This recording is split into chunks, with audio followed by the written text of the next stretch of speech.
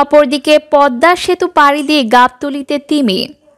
পদ্মা সেতু পাড়ি দিয়ে বরগুনা থেকে গাবতলী পশুর হাটে তোলা হয়েছে 1100 কেজি ওজনের একটি ষাঁড়।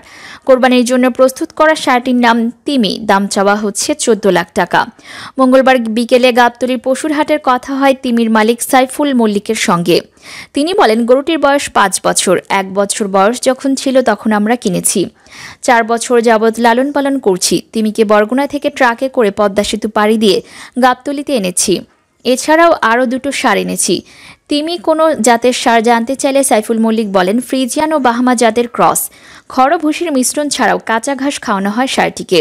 প্রতিদিন 1500 থেকে 2000 টাকার খাবার খায় তিমি।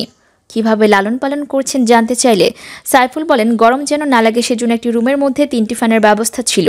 তিমিকে দেখাশোনা করত 2 জন। এছাড়াও প্রতিদিন তিমিকে 2 বার করে গোসল করানো হতো। ষাঁড় গরুটি পাগলাটে কিনা জানতে চাইলে তিনি বলেন, গরুটি বেশি মানুষজন দেখতে পারে না, গায়ে হাত দিলেই রেগে যায়, শিং দিয়ে গুঁতো দিতে আসে। এখন পর্যন্ত ষাঁড় গরুটির দাম কেউ বলেনি। ক্রেতা ও দর্শনার্থীদের দেখতে ভিড় জমাচ্ছেন।